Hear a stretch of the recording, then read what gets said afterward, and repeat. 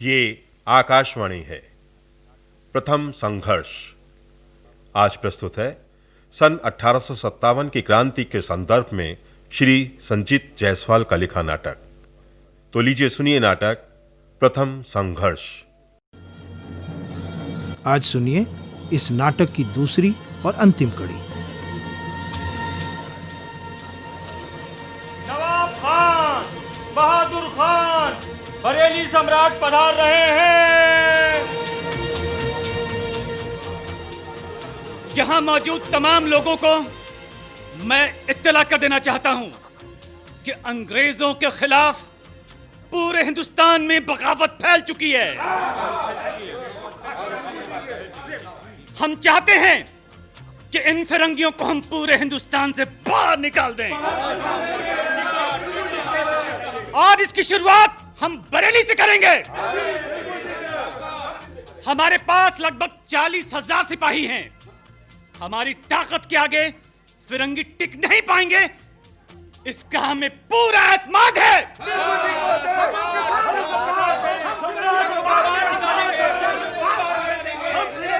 तो ठीक है, कल सुबह होते ही जंग शुरू हो जाएगी।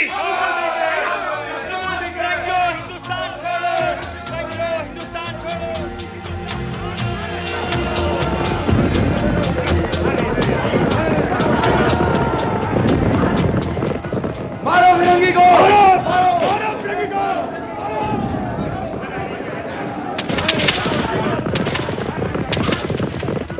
मारो फिरंगी को, मारो फिरंगी को।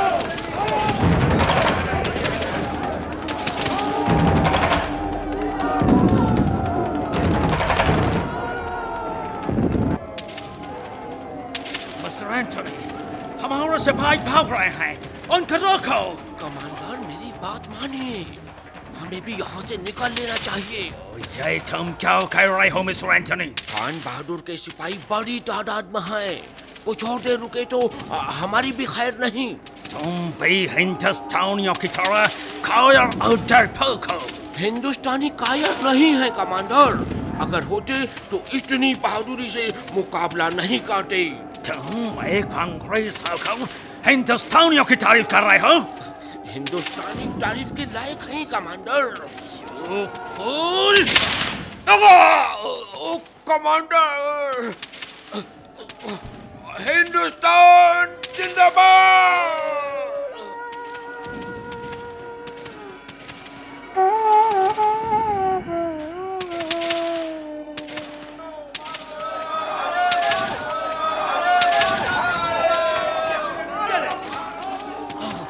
Oh my God! ये क्या? हमारे सिपाहियों को तो खान बहादुर का सिपाही गौचर मूली की तरह काट रहे हैं। Oh no! इधर रोकना डेंजरस है। आपको लौट चलना चाहिए। अरे वो देखो, अंग्रेज कमांडर भाग रहा है। आज की जंग हम जीत गए। जीत गए। सम्राट खान बहादुर जिंदाबाद। खान बहादुर जिंदाबाद। खान बहादुर जिंदाबाद।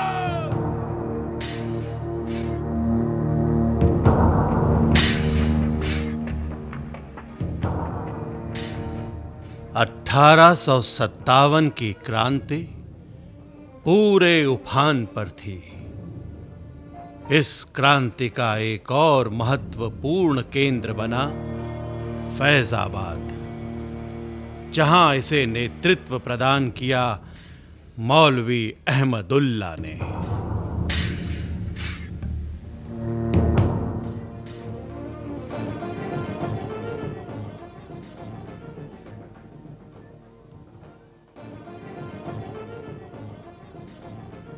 आदाब मौलवी साहब।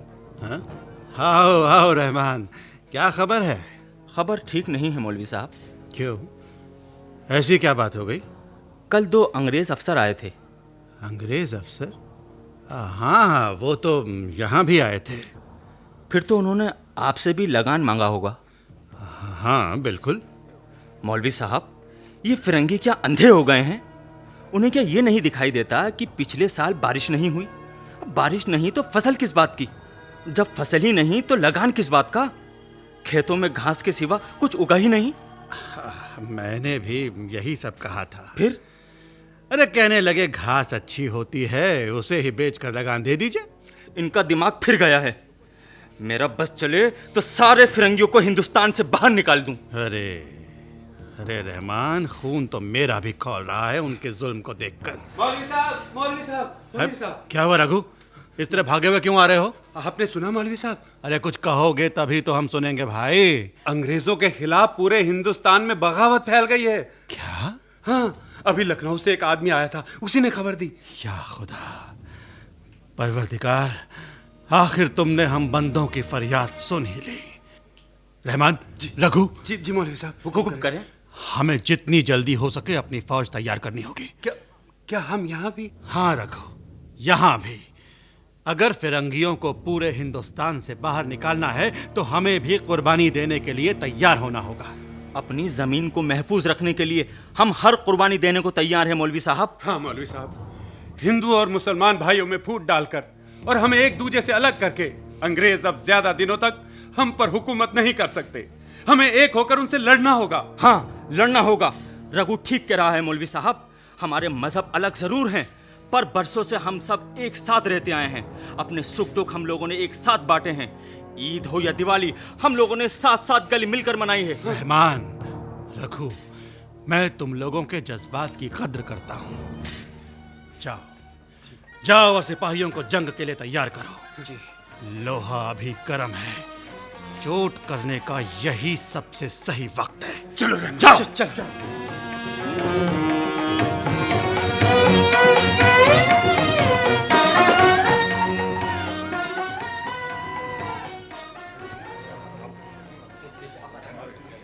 अरे ये तो बहुत अच्छा हुआ, हमने कल अंग्रेजों के शस्त्रागार को लूट लिया। और क्या, नहीं तो उनकी बंदूकों के सामने हम कहाँ टिक पाते। अरे वो देखो, मौलवी अहमदुल्ला आ रहे हैं।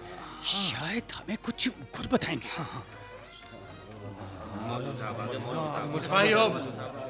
सिपाहियों, ये वक्त हमारे लिए बिल्कुल मुनासिब है। इन फिरंगियों ने हम पर जो बेइंतहा जुल्म और सितम किए हैं, उनसे बदला लेने का यही सही वक्त है। आप सब लोग तैयार हैं? याद रखिए, जंग लड़ते समय हमें एक बात और जहन में रखनी है कि फिरंगियों को हलाक करने के अलावा हमें उनके हथियार भी लूटने हैं। तो सिपाहियों, यहां से थोड़ी दूर अंग्रेजी फौज की छावनी है।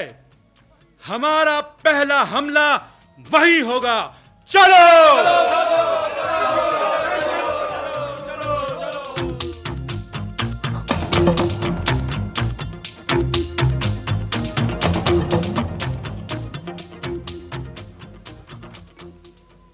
समय के साथ मेरी शाखाएं 1857 की क्रांति अपनी गति से आगे बढ़ने लगी और जगदीशपुर पहुंची।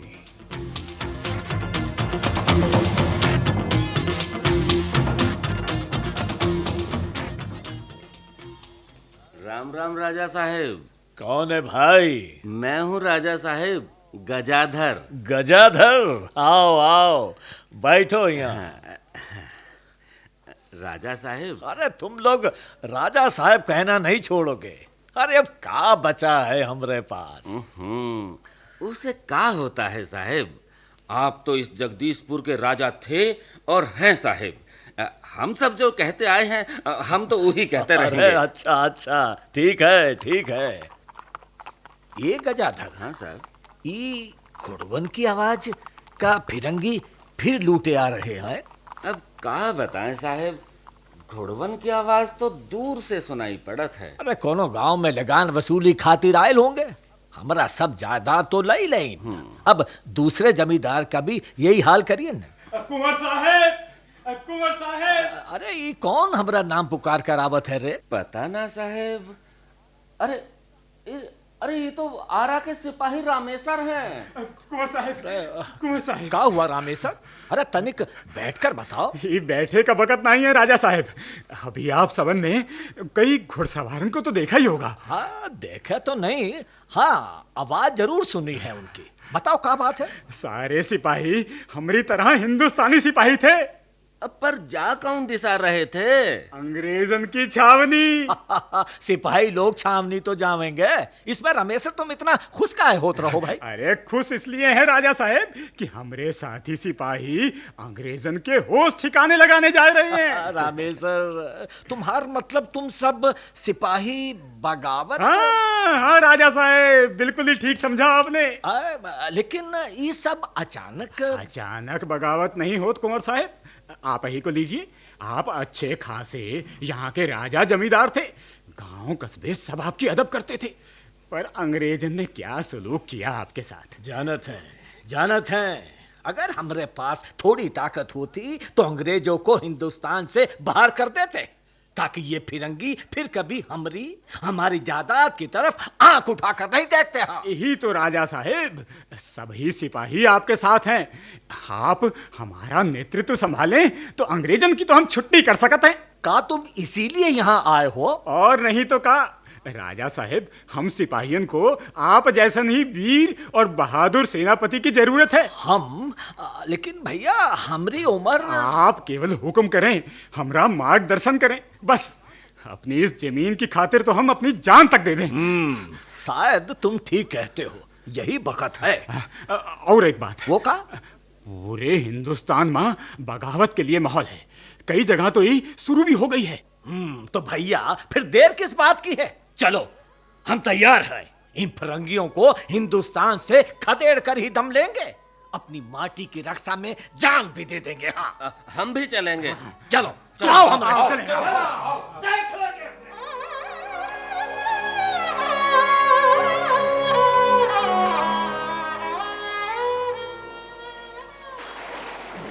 मौसम का मिजाज बदला। मानसून की पहली फुहार ने हमें तर कर दिया। जड़ों ने हमें ऊर्जा दी और मेरी शाखाएं नई नई दिशाओं की ओर बढ़ने लगी। कानपुर, लखनऊ, बरेली के बाद बगावत की आग अन्य इलाकों में भी फैली। इनमें फैजाबाद, इलाहाबाद, गोरखपुर, सुल्तानपुर आदि मुख्य थे। इन्हीं में एक था रामपुर।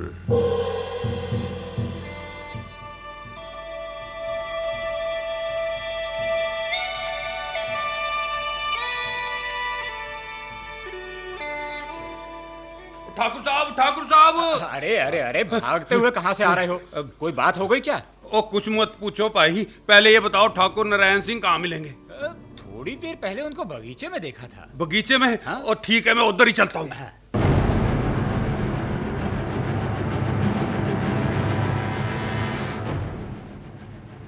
अब पानी सिर से ऊपर पहुंच गया ठाकुर साहब। इन अंग्रेजों की यही नीति रही तो हमारे बाल बच्चों का क्या होगा? वो तो भूखों मर जाएंगे। अंग्रेजों की ज्यादती अब और सहन नहीं होती। जब पिछले साल बारिश हुई ही नहीं तो भी लगान मांगते हैं।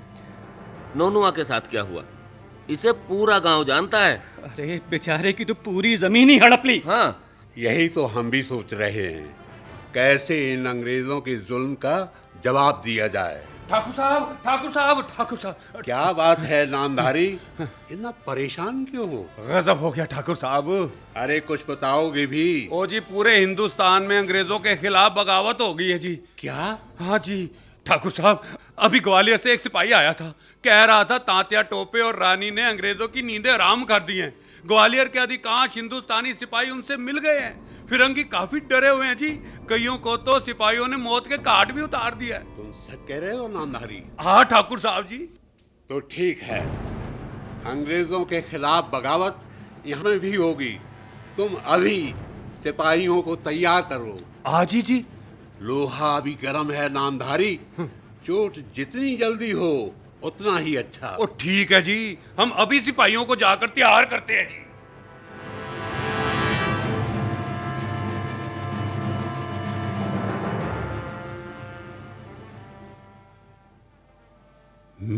हर शाखा 1857 की क्रांति के नायक की कहानी बयान करती है।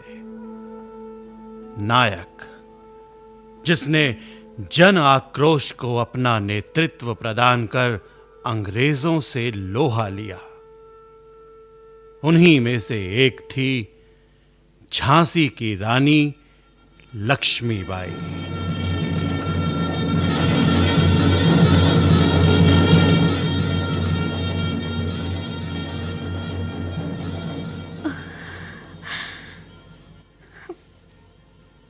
रानी साहिबा, ताईमा आइए। अब यूं उदास बैठे रहने से काम नहीं चलेगा लक्ष्मी। तो फिर मैं क्या करूं ताईमा? ईश्वर ने तो हमारी सारी खुशियां छीन ली हैं। अब तो ये जीवन भी एक बोझ की तरह लगने लगा है। तुम ये मत भूलो रानी कि तुम पर अब नई जिम्मेदारियों का भी बोझ है। इस पूरी रियासत को तुम्हें ही तो संभालना होगा ना। जानती हूं ताईमा, लेकिन हमारा कोई उत्तराधिकारी नहीं है। ये चिंता हमें खाई जा रही है। जानती हूं रानी, जानती हूं। एक स्त्री के लिए रियासत संभालना कांटों का ताज पहनने जैसा है। तो फिर इसका उपाय क्या है ताई? उपाय, हाँ, क्यों ना तुम किसी बालक को गोद ले लो। गोद? हाँ, गोद लेने से झांसी को नया उत्तराधिकारी भी मिल जाएगा और शासन की कमान तुम्हारे हाथों में सुरक्षित भी रहेगी। ठीक है ताई, अगर रियासत के लिए ये जरूरी है तो फिर यही होगा। मैं दामोदर राव को गोद लूंगी ताई। तो ठीक है, मैं महल जाकर गोद लेने की रस्म की तैयारी करती हूँ और तुम किसी को भेजकर कंपनी के अधिकारी से सहमति की मुहर ले आओ। जी ताई। ठीक। मैं राजवीर को अभी भेजती हूँ। तो मैं चलती हूँ।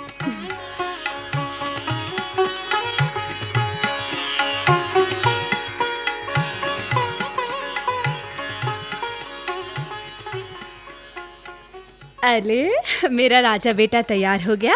रानी माँ, क्या मैं सचमुच बड़ा होकर राजा बनूंगा? हाँ दामोदर बेटा।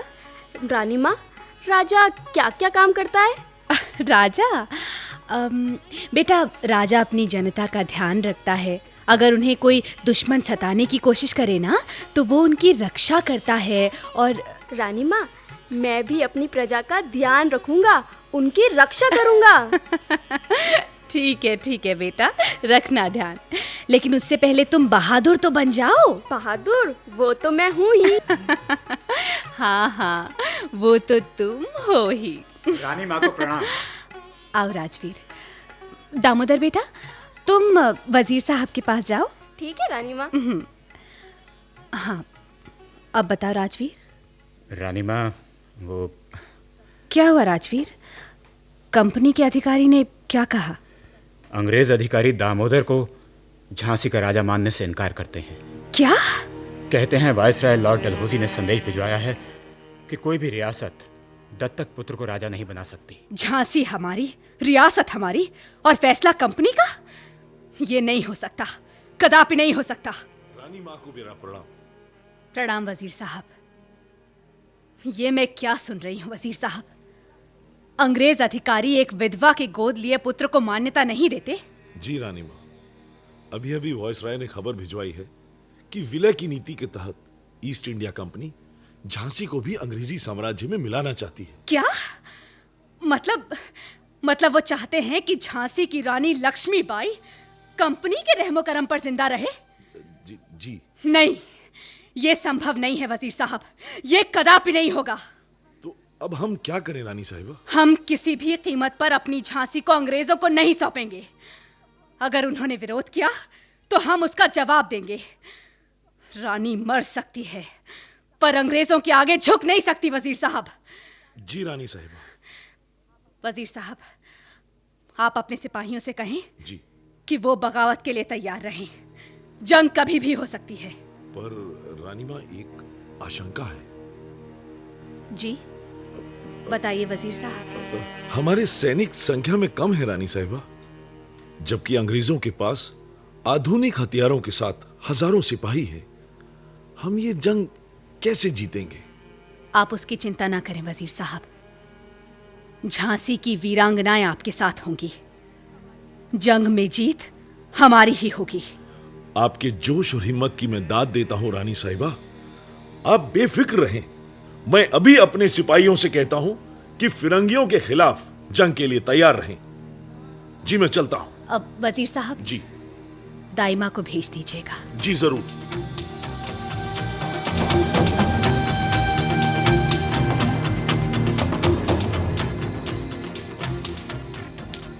रानी माँ, अब आपने बुलाया? जी दाइमा। ये क्या रानी माँ, आप जेवर क्यों उतार रही हैं? क्योंकि दाइमा अब इन सब की कोई जरूरत नहीं है। पर रानी माँ, जेवर तो स्त्री का आभूषण है, उसका श्रृंगार है। स्त्री का सबसे बड़ा आभूषण तो उसका सुहाग होता है ना दाइमा जी। और जब वही नहीं रहे तो इस सब का कोई मतलब नहीं रह जाता। रानी माँ, आप झांसी की महारानी हैं। आपके लिए थोड़ा साज श्रृंगार तो जरूरी है। मैं जानती हूँ दाइमा। फिर भी? हाँ फिर भी, क्योंकि महारानी तो मैं तभी तक रह पाऊंगी ना दाइमा जब तक झांसी सुरक्षित होगी। अगर झांसी ही नहीं होगी तो इन जेवरों का क्या करूंगी मैं? रानी माँ, मैं आपका मतलब नहीं समझी।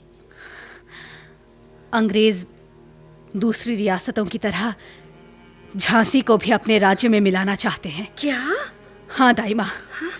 लेकिन मेरे जीते जी ऐसा हरगिज नहीं होगा। दाइमा जी। आप इन जेवरों को ले लें और इन्हें बाजार में बेचकर जो भी धन इकट्ठा होगा उससे हम अपने सिपाहियों के लिए नए हथियार खरीद सकेंगे। जी रानी माँ। और हाँ दाइमा, हम अपनी फौज में महिलाओं को भी शामिल करेंगे। जो हुक्म रानी माँ। दाइमा आप इन जेवरों को ले जाकर बेच आइए।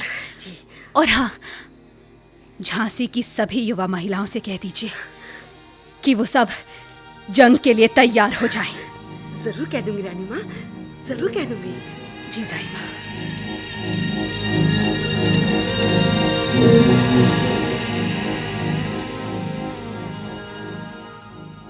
रानी माँ को वजीर का प्रणाम। आइए वजीर साहब। आपके हुक्म के अनुसार हमारे सभी सैनिक तैयार हैं रानी माँ, और कुछ महिलाओं को भी हमने जंग के लिए तैयार कर लिया है। ठीक है वजीर साहब, कल पौ फटते ही हम अंग्रेजों की सैनिक छावनी पर धावा बोल देंगे। जो आदेश रानी माँ।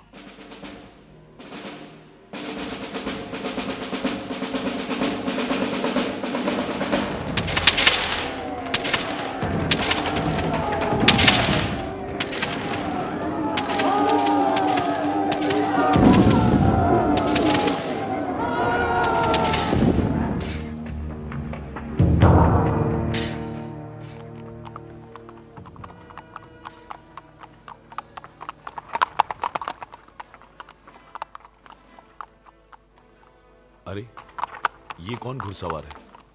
ओह पहचाना, ये तो तात्या टोपे हैं, रानी लक्ष्मीबाई के मुंह बोले भाई। क्या खबर है वजीर साहब? बिल्कुल ठीक हूं महाराज। आइए, रानी साहिबा भीतर ही है। चलिए। मैंने सुना है वजीर साहब कि कल अंग्रेजों की फौज को आप लोगों ने हरा दिया। जी पूरी तरह नहीं। वो कैसे? कमांडर ह्यूरोस बचकर निकल भागा। ओह, वो तो बड़ा खतरनाक कमांडर है। खैर, अरे लक्ष्मी। अरे तांत्या भाई, आप अचानक यहाँ? हाँ, एक अच्छी खबर देने आया हूँ। अच्छा, वो क्या? अंग्रेजों के खिलाफ बगावत पूरे हिंदुस्तान में फैल चुकी है। क्या? हाँ रानी। और हमारे नाना भाईजान कैसे हैं? उन्होंने कानपुर पर फिर से कब्जा कर लिया है। अच्छा, लेकिन अब हमें झांसी को भी बचाना है। हाँ बिल्कुल, कल की पहली जंग तुमने जीत ली है, लेकिन झांसी को और मजबूत करने के लिए हमें ग्वालियर जाना होगा। ग्वालियर? वो क्यों? वहां अंग्रेजी फौज की एक बहुत बड़ी छावनी है। जी। हमारे कुछ साथी वहां के हिंदुस्तानी सिपाहियों को हमारी ओर मिलाने की कोशिश कर रहे हैं। क्या? अगर उनकी मदद से हम ग्वालियर जीतने में कामयाब हो गए तो न केवल झांसी वरन पूरे हिंदुस्तान से अंग्रेजों को खदेड़ने में हम सफल होंगे।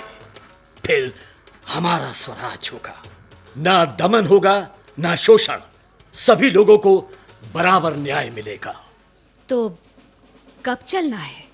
आज रात को अपने सैनिकों के साथ। ठीक है।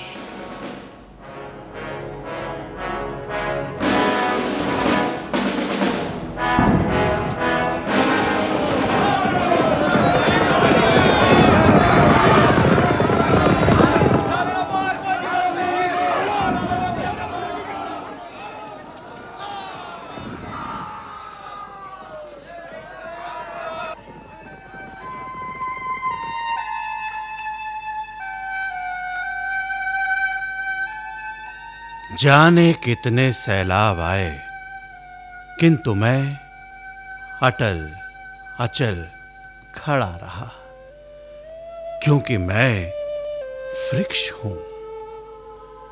देखता रहा हिंदुस्तान में हो रही हलचल को। मेरी शाखाओं की तरह 1857 की क्रांति भी देश के विभिन्न भागों में फैली। अछूता रहा तो बस दक्षिण और पश्चिम का इलाका।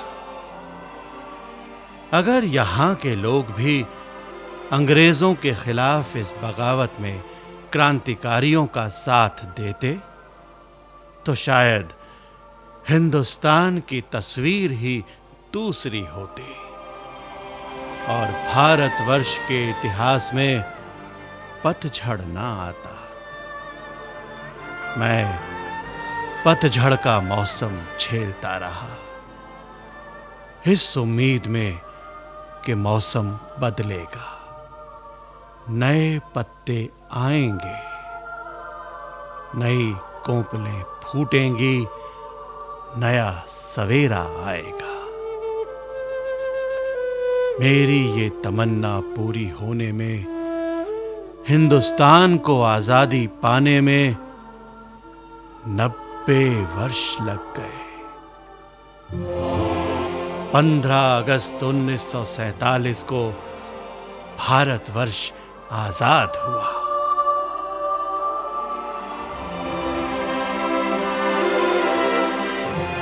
अब मेरे चारों ओर हरियाली ही हरियाली है। यहां ऐसी हरियाली वाला मौसम है जिसमें पतझड़ नहीं आती। अब मैं सदाबहार बन गया हूं, सदा मुस्कुराता रहता हूं।